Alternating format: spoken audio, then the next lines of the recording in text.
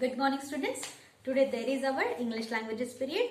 Today's date is 26th of July 2021 and today is Monday. In the previous lecture, means on Friday's lecture, we have seen the information and the examples, means question B, related to possessive pronouns. Okay. Today we are going to see the next type of pronouns, and that is relative pronouns. Relative pronouns. Relative pronouns का मतलब होता है संबंध दर्शक सर्वनाम. किसी चीज से या किसी व्यक्ति से जो संबंध दर्शाता है वो कहलाता है संबंध दर्शक प्रोनाउन. संबंध दर्शक सर्वनाम. Now see page number 28. Come on, open your textbook. Lesson number 5 is going on. Page number 28. Relative pronouns. Okay, come on, keep your finger there. Shall we start? Relative pronouns relate to nouns which have gone before who, whom, which, whose, that, what. संबंध दर्शक सर्वनाम relate to nouns. ये किससे संबंध दर्शाते हैं? नाम से. Which have gone before, जो किसके पहले आते हैं? Who, मतलब जो. ये who हम व्यक्ति के लिए यूज करते हैं. Whom, जिसके बारे में भी हम कहना चाहते हैं, जिसका या जिसकी या जिसके बारे में, ऐसा इसका मीनिंग होता है whom का. ये भी हम व्यक्तियों के लिए इस्तेमाल करते हैं. Which, ये हम थिंग्स और एनिमल्स के लिए यूज करते हैं. whose, which का मतलब का होता है जो, और whose का मतलब होता है जिसका. whose का मतलब होता है जिसका. ये हम किसके लिए इस्तेमाल करते हैं, प्रयोग में लाते हैं. whose हम व्यक्तियों के लिए प्रयोग में लाते हैं. मतलब who, whom, whose, ये तीनों भी हम क्या करते हैं, व्यक्तियों के लिए प्रयोग में लाते हैं.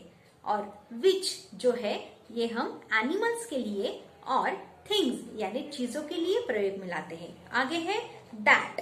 ये जो that है ये हम थिंग्स के लिए भी, चीजों के लिए भी इस्तेमाल में लाते हैं. एनिमल्स, प्राणियों के लिए भी, जानवरों के लिए भी प्रयोग में लाते हैं. और पीपल, व्यक्तियों के लिए भी प्रयोग में लाते हैं. इसका मतलब भी जो होता है. That मतलब जो. And the last one is what. यहाँ पे इसका मतलब क्या ऐसा नहीं होता है. what का मतलब यहाँ पे जो, यही होता है. Okay, you understand. who, whom, which, whose, that, what, इनके पहले जो नाउन आता है वो क्या होता है, इनसे संबंधित होता है. मतलब यहाँ पे हमें रिलेटिव प्रोनाउंस देखने हैं. ये क्या है, सारे रिलेटिव प्रोनाउंस है. कौन से? who, whom, which, whose, that, what.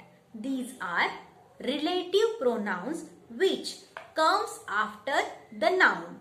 Means the noun comes before these relative pronouns. ये समझ में आया?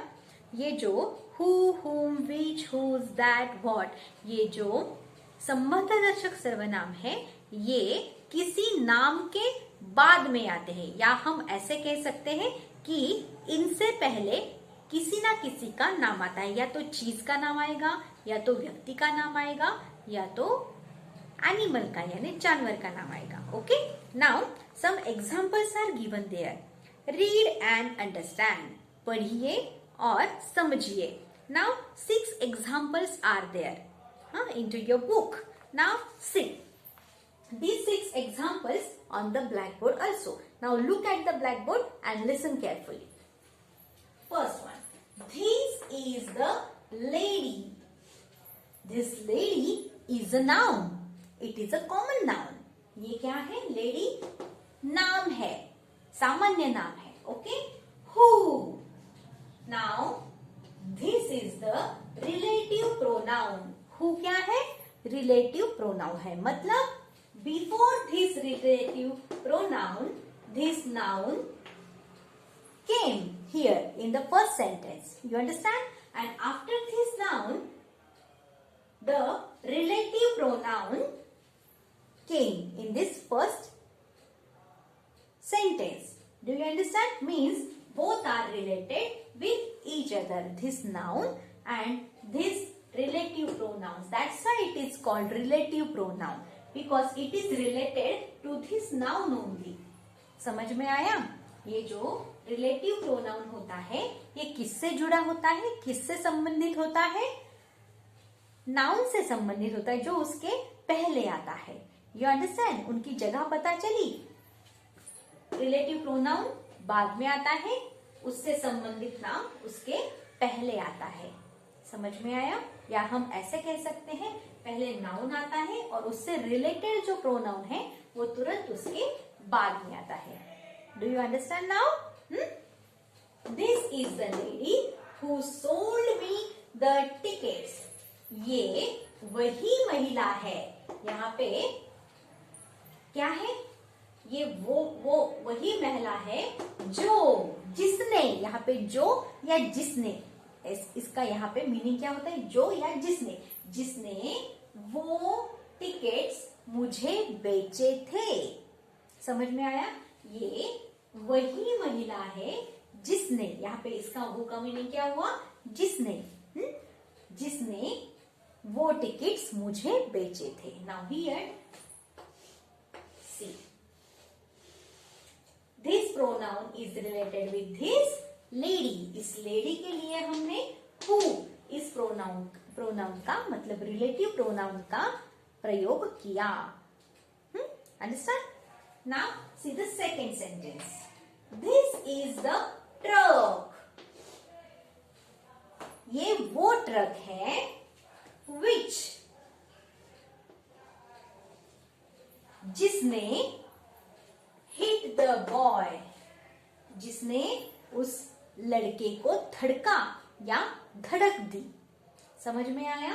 Now here truck is the noun and which is relative pronoun. ये which हमने ट्रक इस चीज के लिए प्रयोग में लाया है. फर्स्ट सेंटेंस में लेडी यानी व्यक्ति थी, है ना?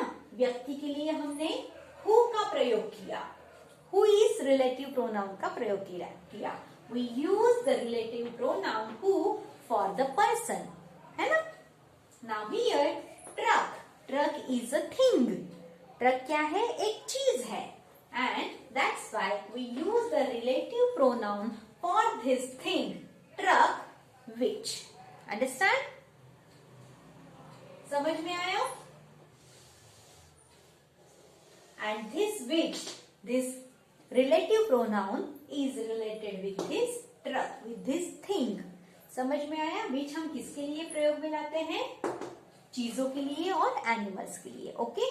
वहां पर और who हम किसके लिए प्रयोग में लाते हैं? सिर्फ व्यक्तियों के लिए, for the persons. Okay? Now see the third example. Here is the book that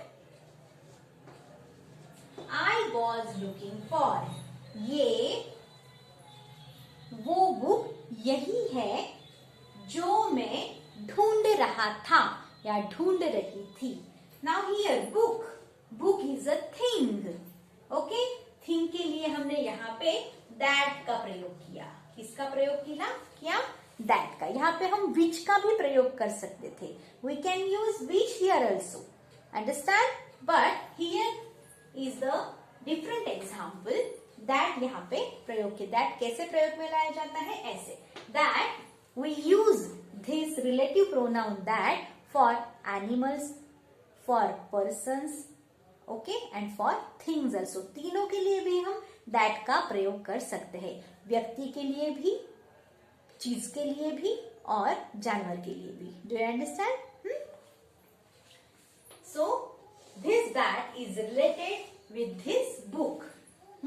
That's why this is the relative pronoun. We use this that for this noun book. Okay?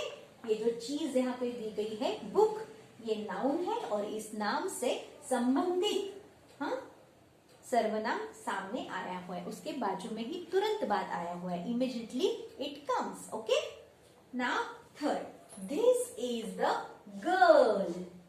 Now girl is a person. It is a noun. Girl क्या है? Noun है, लेकिन वो क्या है? एक व्यक्ति है. यहाँ पे व्यक्ति के लिए whose का प्रयोग किया गया है. Now see, this is the girl whose teeth are missing. ये वो लड़की है जिसके दांत नहीं है. यहाँ पे किसी ने मजाक में बोला है कि this is the girl whose teeth are missing. ये वो लड़की है या वो वही लड़की है जिसके दांत गुम गए हैं. ऐसे कोई तो भी मजाक में कहता है. ओके, लेकिन यहाँ पे हम ऐसा मीनिंग लेंगे कि ये वो लड़की है जिसके दांत नहीं है. अंडरस्टैंड? सो गर्ल के लिए हमने whose का प्रयोग किया.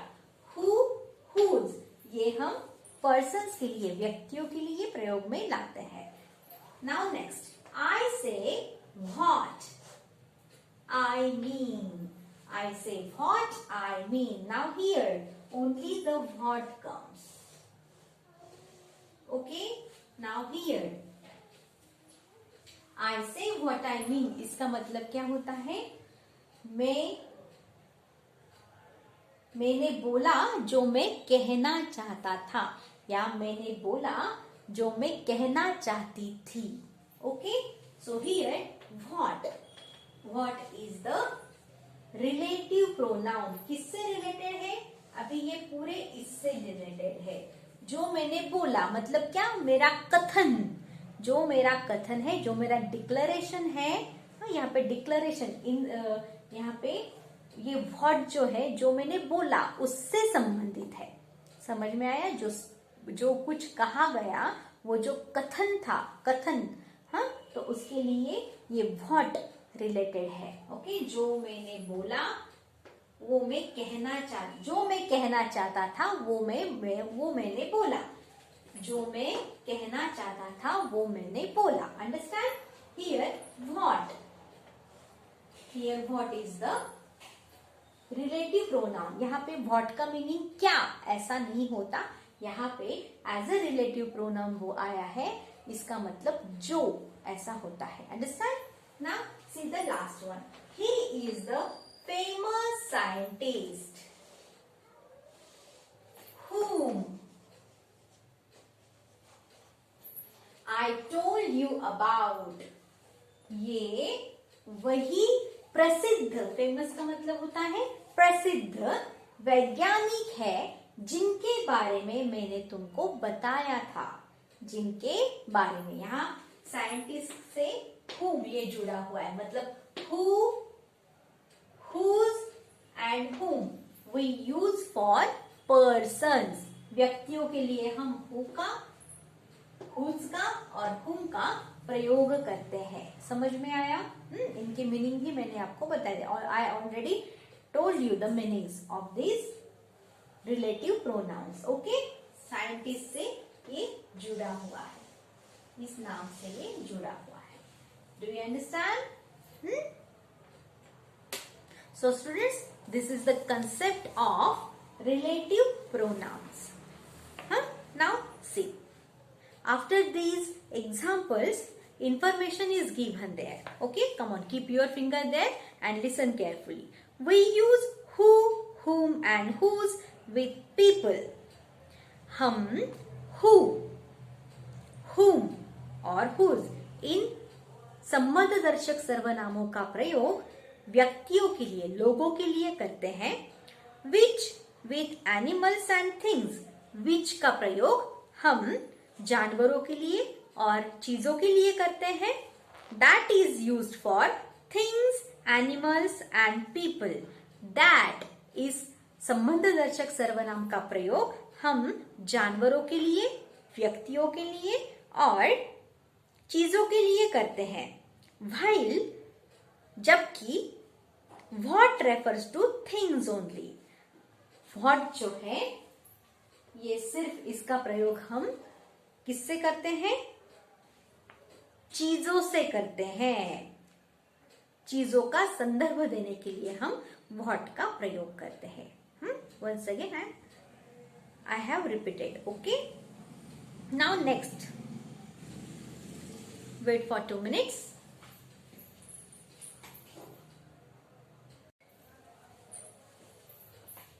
Now see the next line. The noun to which a relative pronoun refers back is called its antecedent. The noun to which a relative pronoun refers back is called its antecedent.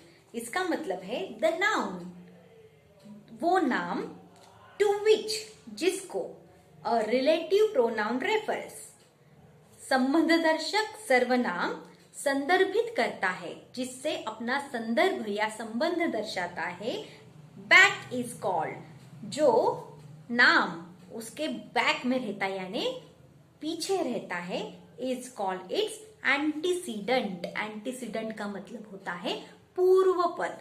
Okay, for example here this is the lady, lady and this who is the relative pronoun. Okay, who is the relative pronoun. Okay, and here lady is the noun. This who related with this noun lady. ये जो who relative pronoun है, ये lady महिला से संबंधित है. तो ये जो lady है, ये इसका who का मतलब संबंध दर्शक सर्वनाम का एंटीसीडेंट कहलाता है, यानी पूर्व पद कहलाता है. क्या कहलाता है? पूर्व पद. पूर्व यानी पहले आने वाला. Before the relative noun this noun comes. That's why this is an antecedent of this relative pronoun. समझ में आया? रिलेटिव प्रोनाउन के पहले ये जो नाम आता है उसे उस रिलेटिव सर्वनाम का पूर्व पद कहा जाता है, एंटीसीडेंट कहा जाता है, क्योंकि जो नाम उससे संबंधित है, जिसने इसको रिलेटिव प्रोनाउन ने रेफर किया है, वो क्या है? इससे पहले आता है, पूर्व आता है, बिफोर आता है, इसलिए इसे एंटीसीडेंट कहा जाता है. रिलेटिव प्रोनाउन का पूर्व पद कहा जाता है संबंध दर्शक सर्वनाम का. Do you understand now? Now see the explanation of this antecedent. Okay, in sentence number 1, मतलब पहले सेंटेंस में the word lady is the antecedent of the relative pronoun who.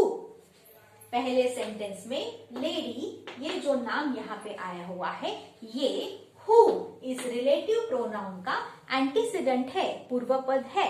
Okay, second, in sentence number 2, the word truck is the antecedent of the relative pronoun which. इस दूसरे वाक्य में truck, यहाँ पे ये जो चीज का नाम आया हुआ है, ये जो नाम आया हुआ है, ये which इस रिलेटिव प्रोनाउन का पूर्व पद यानी एंटीसीडेंट है. Okay, third, here is the book. तीसरे सेंटेंस में that, ये जो रिलेटिव प्रोनाउन आया हुआ है, उसका ये बुक एंटीसीडेंट है, ये नाउन पूर्व पद है. Okay, now in the fourth sentence, this is the girl. Girl is the name of a person, people. Okay, ये जो नाउन गर्ल यहाँ पे आया हुआ है, ये हुज इस रिलेटिव प्रोनाउन का एंटीसीडेंट है, यानी पूर्व पद है. ओके, आई से व्हाट आई मीन. यहाँ पे फिफ्थ सेंटेंस में नो एंटीसीडेंट. ओके, एंटीसीडेंट ही नहीं है, नाउन ही नहीं आया हुआ है. मैंने आपको बोला है ना, जो मैं कथन कर रहा हूँ, जो मैं कहना चाहता हूँ, वो मैंने बोला है ना. यहाँ पे नाउन ही आया हुआ नहीं है. So what is only the relative pronoun. Okay, उस कथन का. और ये क्या है? Similarly, book and girl are the antecedent of that and whose in sentences 3 and 4. जो मैंने अभी आपको बताया, फिफ्थ सेंटेंस में कोई नाउन ही नहीं है, इसलिए एंटीसीडेंट भी नहीं है. Do you understand? And sixth sentence में साइंटिस्ट, ये जो नाउन आया हुआ है, ये whom, इसका क्या है? whom इस रिलेटिव प्रोनाउन का क्या है? एंटीसीडेंट है, पूर्व पद है. Only except this fifth sentence all have the antecedents. सिर्फ एक पांचवा एग्जाम्पल छोड़ के, पांचवा सेंटेंस छोड़ के सारे सेंटेंसेस को पूर्व पद है. Understand? Now page number 29. Come on, first line. Keep your finger there. Remember, ध्यान में रखिए, the relative pronoun must be the same number, gender and person as its antecedent. मतलब ये जो संबंधदर्शक सर्वनाम होता है ये एकदम सेम, समान होना चाहिए. किससे? नंबर, संख्या से, जेंडर, लिंग से, एंड पर्सन और व्यक्ति से. हाँ, एज इट्स एंटीसेडेंट मतलब उस रिलेटिव प्रोनाउन का जो पूर्व पद होता है वो इनसे, संख्या से, जेंडर से और व्यक्ति से जुड़ा हुआ होना चाहिए.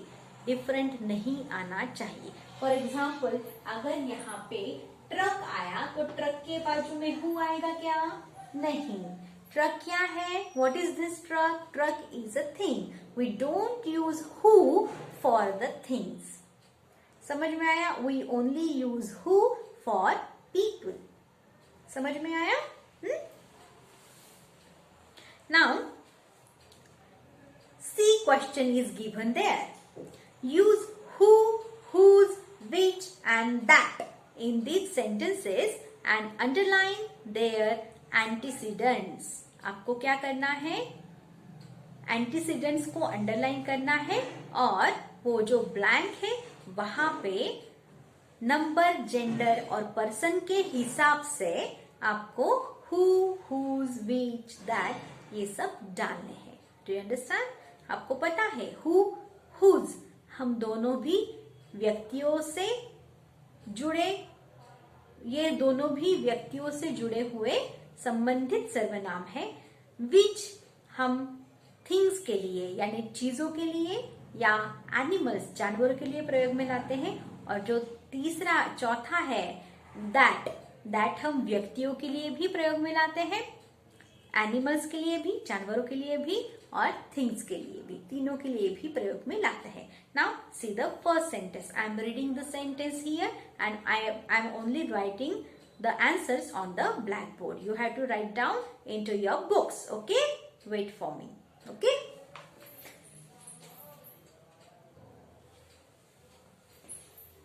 now look into your book. Question C. First sentence. Meet the lad dash dash runs this art gallery. Okay, who is given there already, okay, in front of that sentence.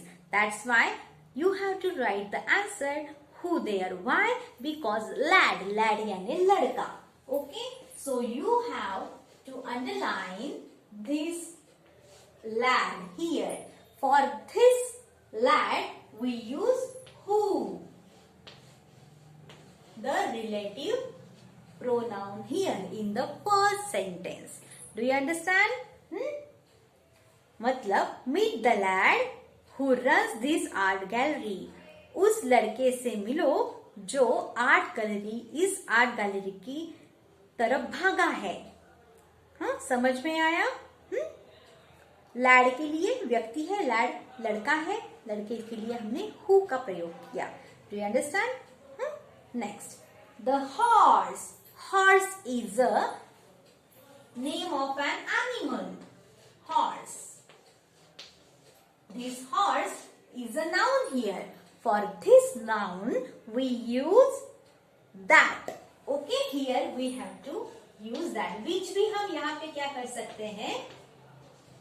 प्रयोग में ला सकते हैं. एनिमल है तो हम यहाँ पे विच का भी प्रयोग कर सकते हैं या दैट का भी प्रयोग कर सकते हैं. यहाँ पे हमने दैट का प्रयोग किया एनिमल के लिए. ओके, क्योंकि हमें पता है दैट हम एनिमल्स के लिए, व्यक्तियों के लिए और चीजों के लिए, तीनों के लिए भी प्रयोग में ला सकते हैं. Okay, that dinky bot is black.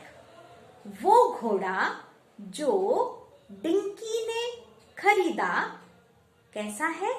काला है.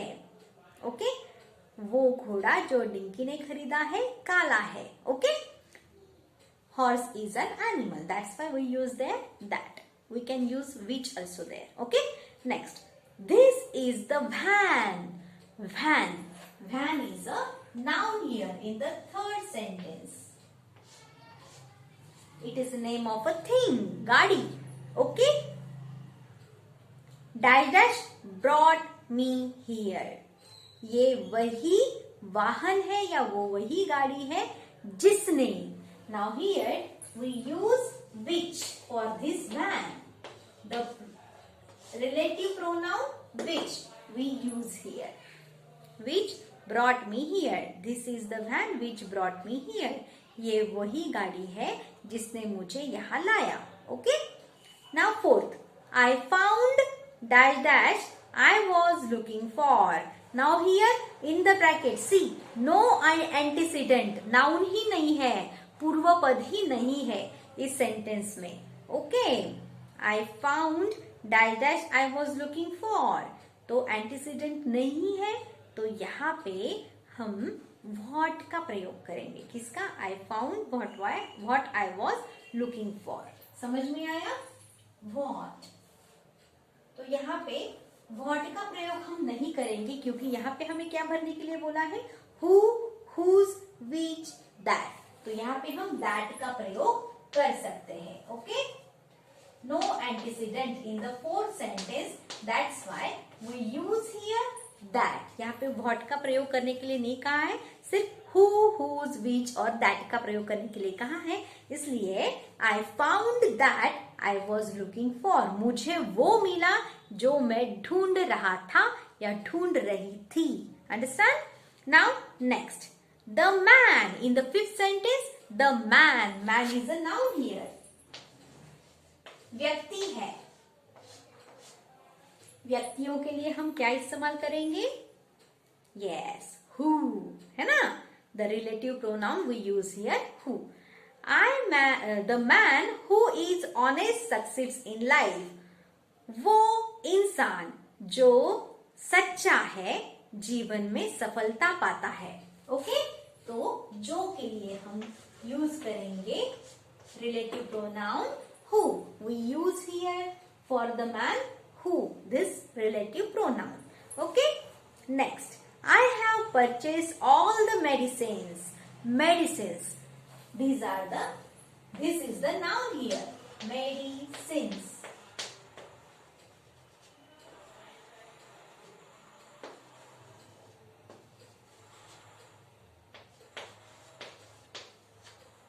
Now medicines. मेडिसिन क्या है? It is a thing. ये एक चीज है. So for the things we use which. The relative pronoun which. So underline medicines here and write down in the blank which. For the things we use relative pronoun which. Okay. I have purchased all the medicines which you need.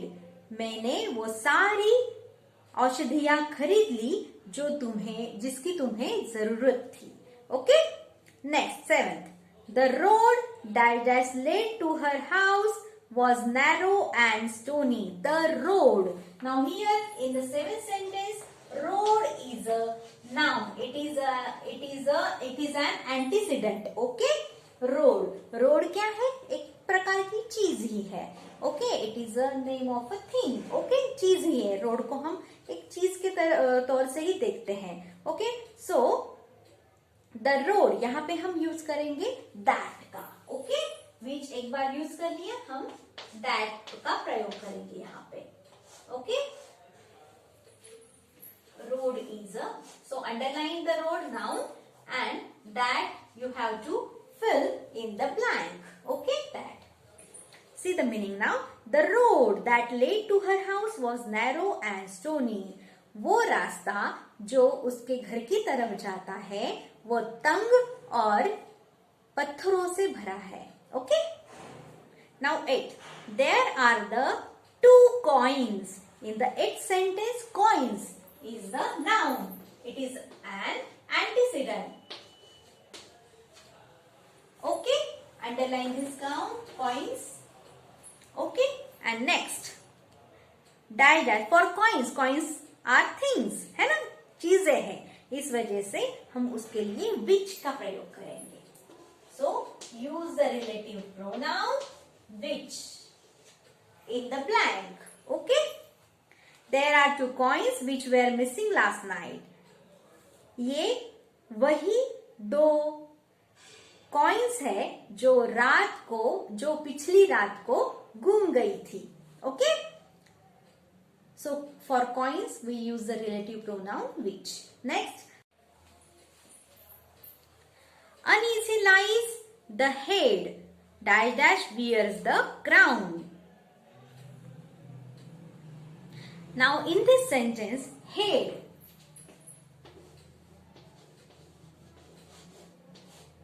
is the noun here, antecedent here. Okay? Uneasy lies the head. See the meaning now. Dash dash wears the crown. मतलब वो सिर जिस पर ताज होता है वो हमेशा बेचैन रहता है. मतलब there are so many responsibilities on the queens, on the head of kings and queens, है ना.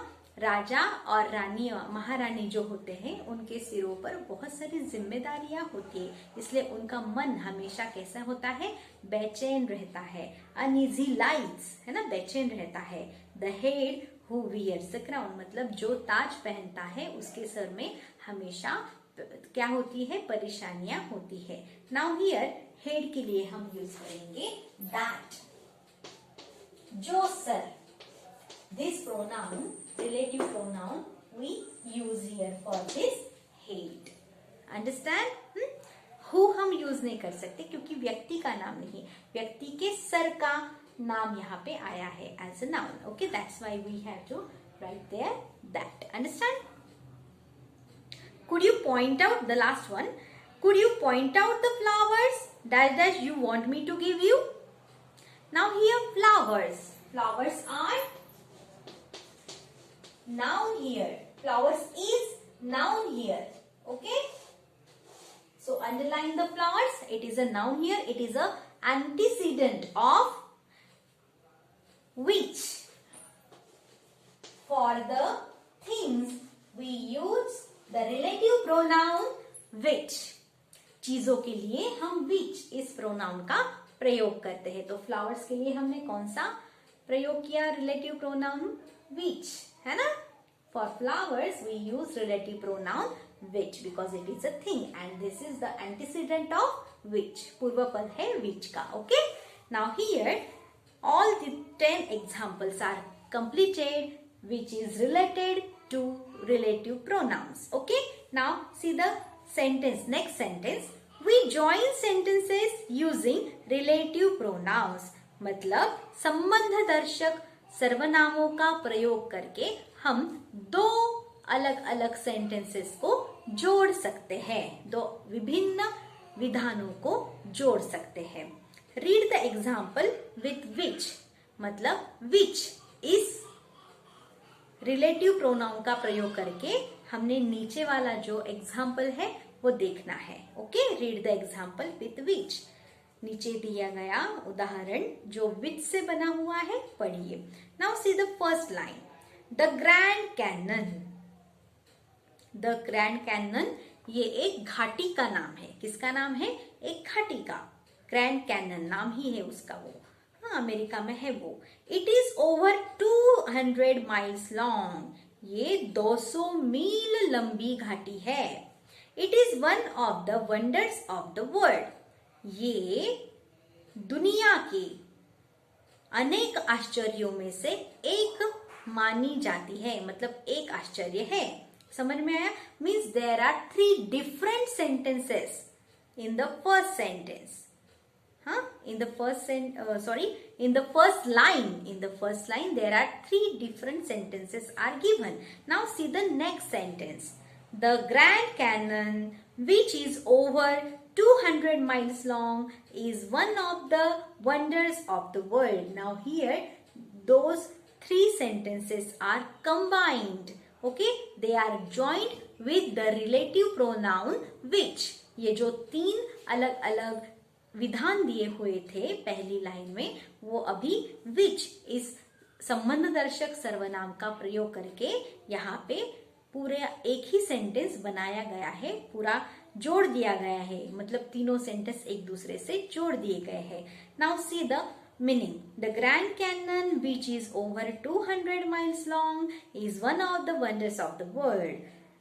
Grand Canyon, वो Grand Canyon खाई जो 200 मील लंबी है, वो दुनिया के सारे आश्चर्यों में से एक आश्चर्य मानी जाती है. Now see the sentence. It is combined sentence. It is a joint sentence with the relative pronoun which.